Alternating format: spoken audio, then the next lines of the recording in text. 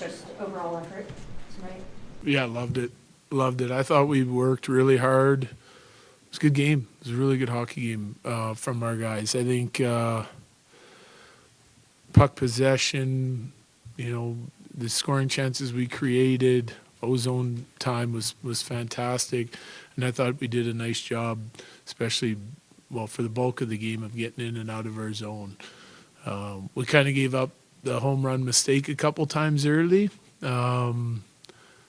But I just felt like the way we were playing that we'd have a chance to sort of stick in that game, and that even though we had to work for all of our chances a lot harder than the ones we gave them, I think early in the game, the guys did a nice job sticking with it and just chipping away and finding a way to win the hockey game.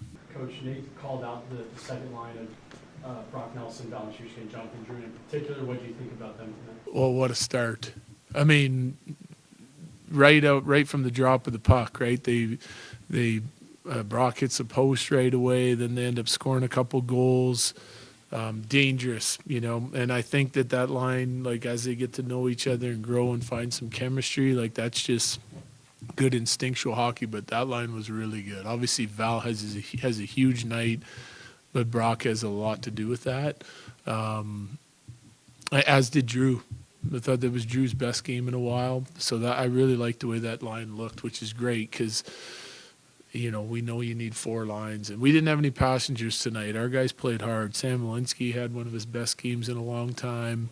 I would say, that was a really strong performance. We did have those handful of mistakes. We'll correct them. And you can't even, fault Blackie on any of those goals against. Normally he'd come up with a big save or two there.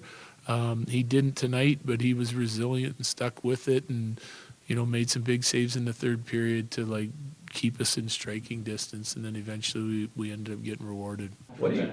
St. Louis game, you said we're not high-flying offense anymore. 28 goals, 5 games since then. Obviously, Val has come back. What else has kind of changed in this offense? Nothing tactically, okay? Well, I shouldn't say that. Our structure, what we talk about at the start of the year is still the same.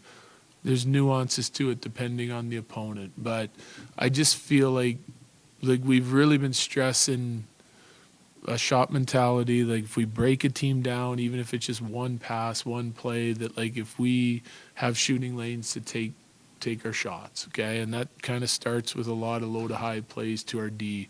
Well, tonight our D had 12 shot attempts in the first period, 10 in the second.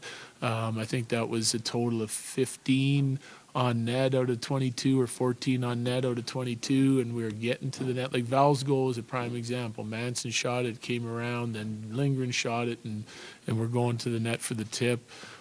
We created quite a bit of chaos at the net tonight. We couldn't come up with all those pucks, but it's something that's repeatable, and it should look like that throughout our lineup. Even the top line has to do that a little bit, even though they're a little bit more of a possession group.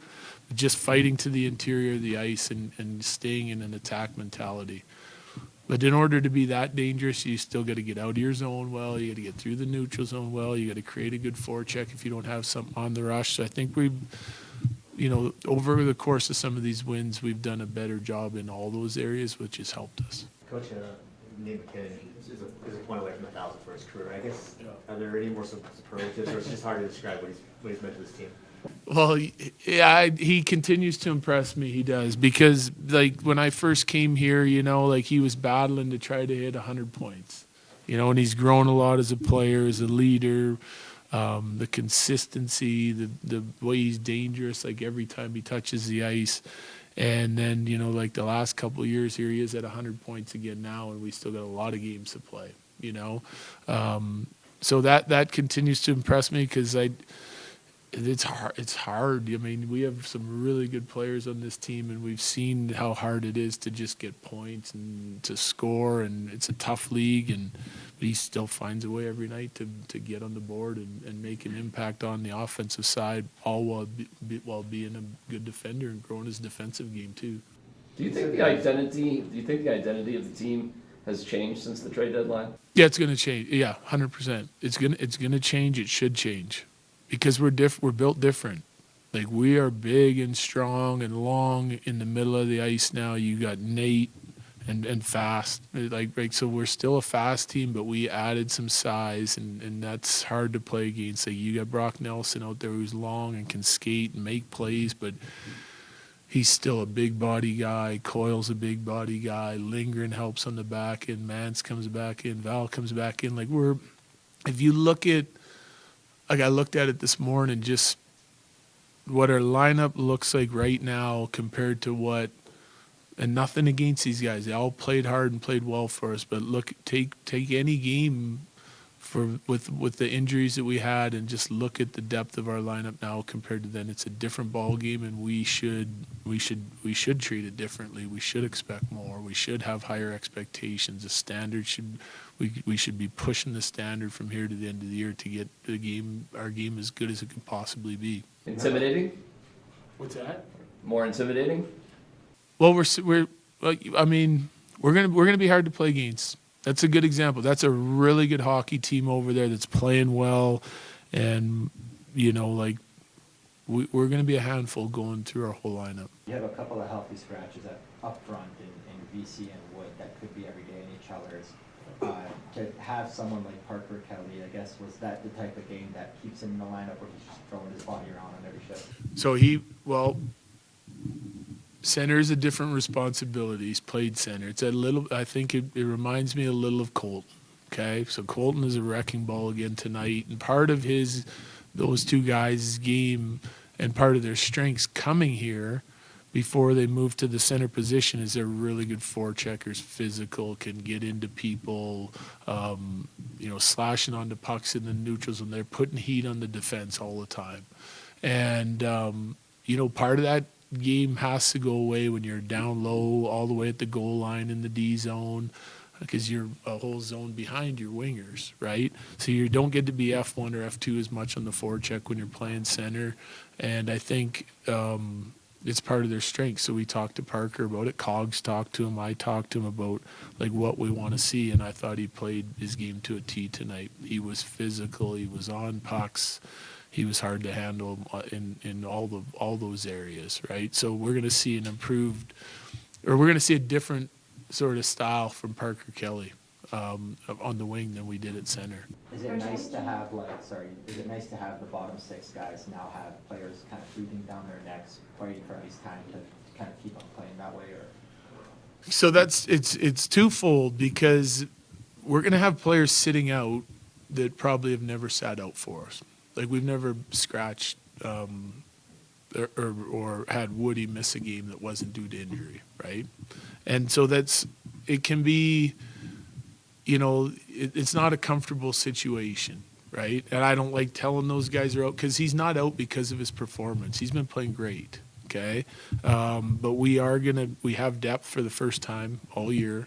We're going to use it, and we're going to figure out sort of our best combinations as best we can down the stretch here. And so I want to keep everyone involved, including all the D and the forwards, but it's not comfortable for them because they want to play, but I'm trying to get them to think big picture, where we're trying to go, what we're trying to do. If someone's banged up, they'll come out. We don't have to play guys through injuries. And I hope all of them elevate their game to try and stay in. That's the whole idea. That's what you're missing throughout the course of the year when you're banged up like we were. Everyone's playing. If they don't play great, then they're still playing again, So I like that we're in the business of winning.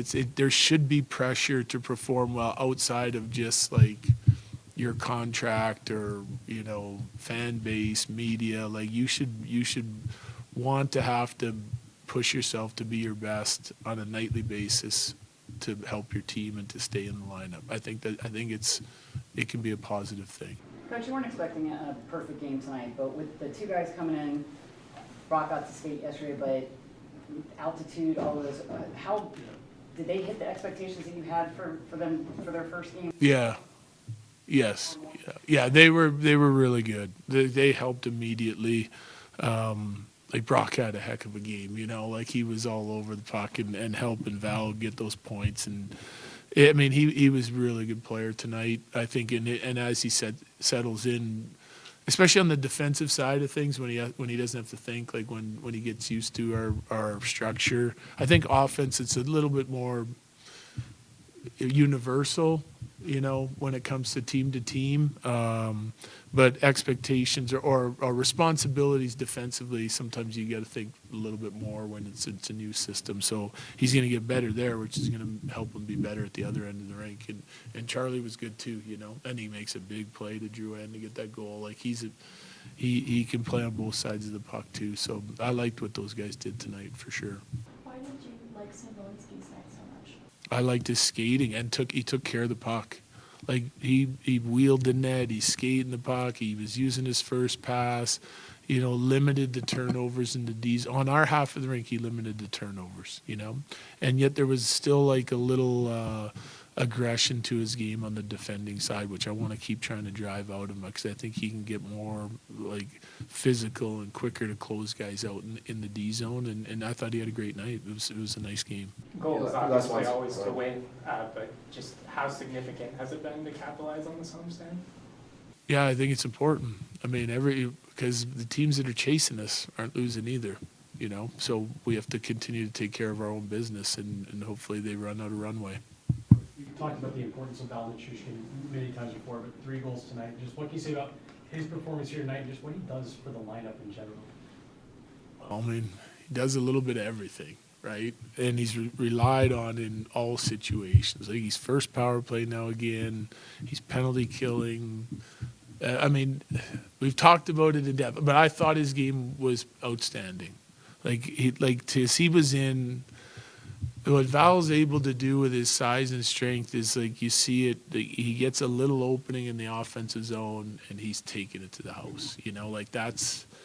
It's hard to get in there and come up with pucks, and then when you get it, he's able to protect it and bring it to the interior of the ice. So and so is Brock. They with their size and skating and their hands and ability, like they're getting to the areas of the ice where goals are going to be scored more often than a lot of guys. When Val's going like that, I mean, is he, in your eyes, a top 10, top 15 player in the league? Yeah, like I don't know about the number, but I think he's elite.